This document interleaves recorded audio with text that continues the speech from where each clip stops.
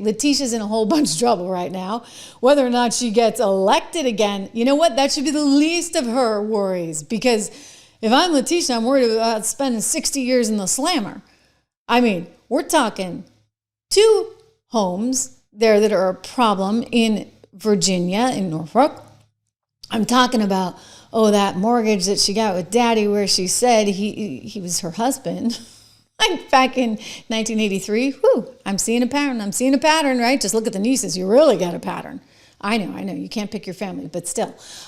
So Letitia's got her issues, and then you get the brownstone in Brooklyn, right? Don't forget about that one where she's lying about how many units she's got. I think if I were Letitia, I wouldn't really be that concerned about my election chances. They're bad, though. Headline is, they were bad before, and they're even worse now. So she was already underwater, performing quite poorly, less than Kathy Hochul. Imagine that, who's now going to get beaten by Elise Stefanik. So she's in a whole lot of trouble. But, she's just doubling down on nonsense, doubling down on what you would expect, that somehow this is her as the victim. I mean, it's kind of priceless. It's like these people have no appreciation for irony whatsoever. But this is not about me. This is about all of us. And about a justice system which has been weaponized. A justice system which has been used as a tool of revenge. This justice system which has been used as a tool of revenge. Yes, you said that already. And a weapon against those individuals who simply did their job and who stood up for the rule of law.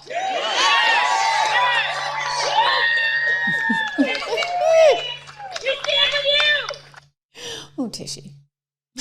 I'm sorry. You really do have bigger problems than your election.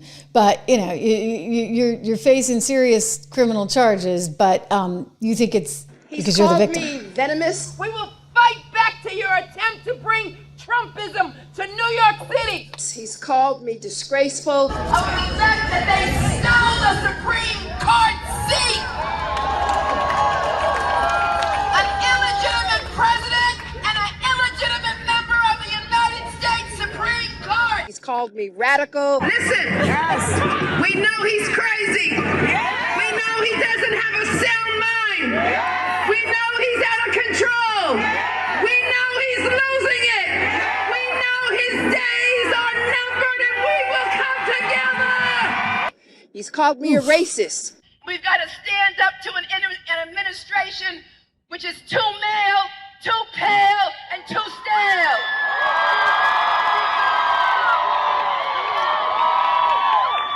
In other words, for her to sit there and try and tell you or me or anyone else that she's suddenly the victim after what she did, after all she did, are you kidding me? I mean, this is a woman that tried to bankrupt somebody because he might run for president again. I mean, think of how outrageous that is, how bad that is. I'm telling you, though, she's coming unhinged. Here she is at a Mamdani rally, and you could feel it, right? Like, let's go back to this clip, because this happened just after she got the news that she was indeed being indicted, and probably it was all going to come out about the nieces and their dubious historic past, including the fact that one was evading her parole officer. She's supposed to be in North Carolina, but there she is at Auntie Tishy's house in Virginia. I mean, unbelievable. She knew this was going to come out, and you can kind of hear it in her voice, how scared she is. She ought to be scared. Scared you know what-less. Oh, we might not be able to. Can we see her? Can we see her? Can we see her? See, I know what it feels like to be attacked for just doing your job.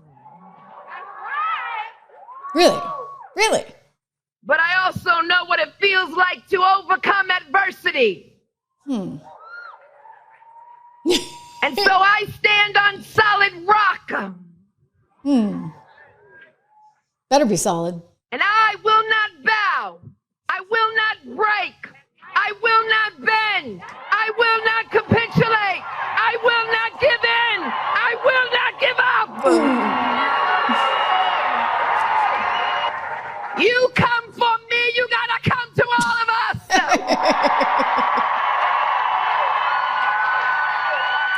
All of us. Every single one of us. We're all in this together. Together. You see, I've learned to stand on the shoulders of my ancestors who came before me and weathered the storm.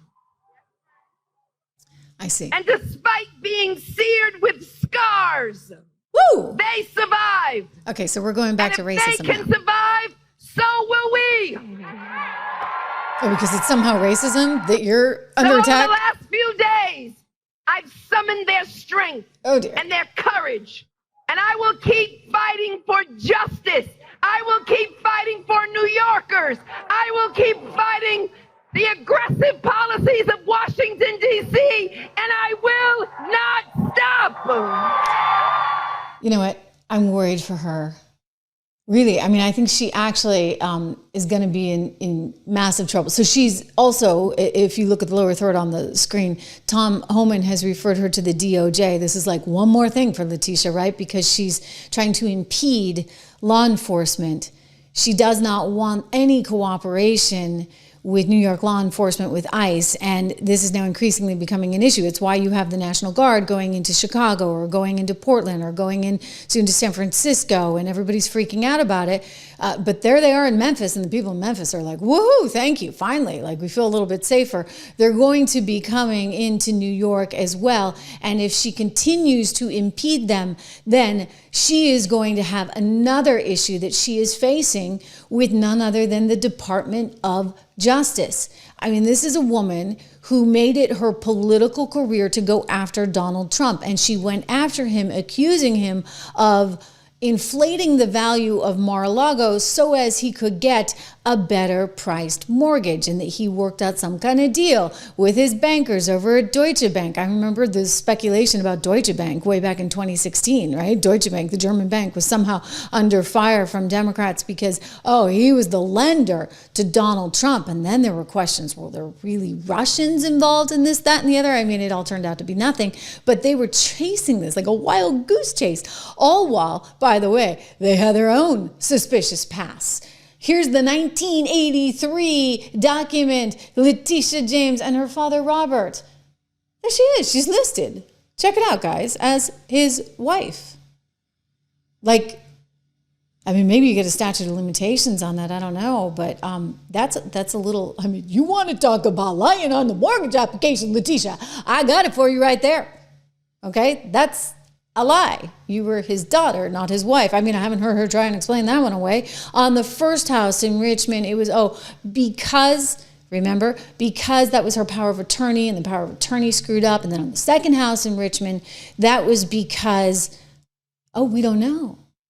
You see, she really doesn't have an excuse on this one other than to say it's baseless.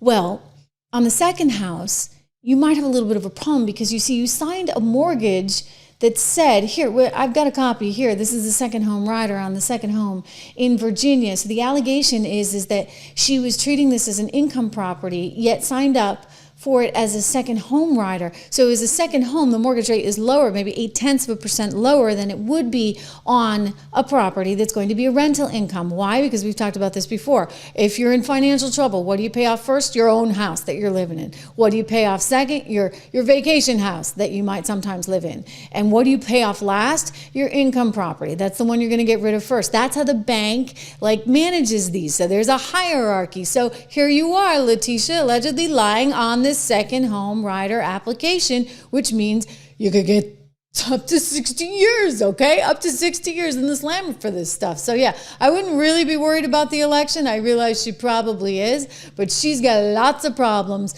to be considering right now. I mean, a whole lot of problems. My gosh, just one thing after another. It's kind of remarkable. I keep saying this, but you can't make it up. You just can't make it up.